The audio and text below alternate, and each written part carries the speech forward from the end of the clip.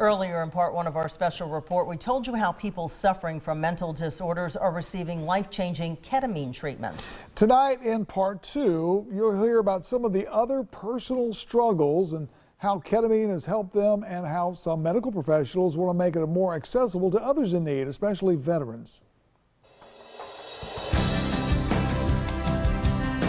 I'm a singer-songwriter born and raised in Tallahassee, Florida.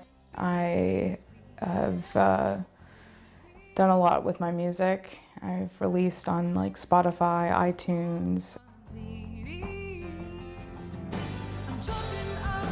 I've had kind of a little bit of a troubled past, and that's how I tend to cope with things. When Lauren Mullinax was 14 years old, she got mixed up with the wrong person, a grown man she calls a predator. Human trafficking wasn't really talked about back, when I was being raised.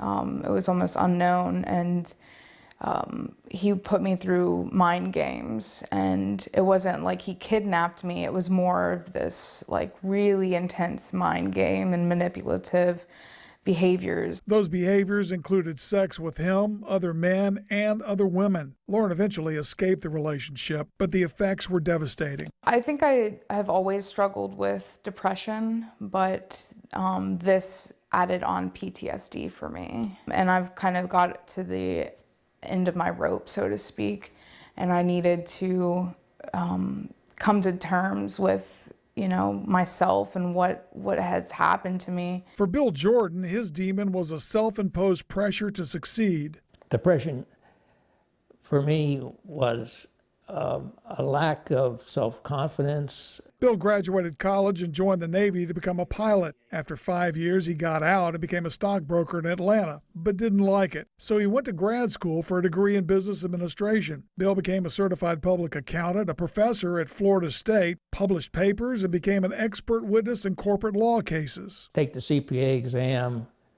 and I was 7th in the country, not because I tried to be good. I tried to be smart, tried to take the examination well, but because I was so afraid of failing it.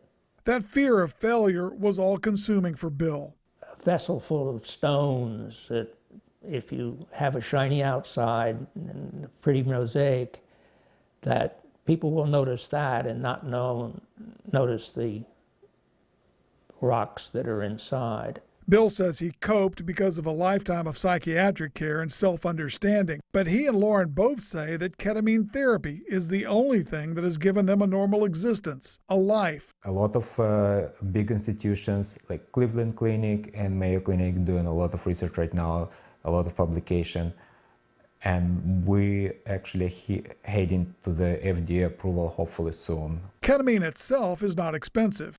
What is cost? It's a time. It's a third party, medical director, and everything else. But for those who suffer, it can be their last resort. I feel like life before was just super unbearable. I couldn't wake out of bed and I just felt like miserable in my life day to day.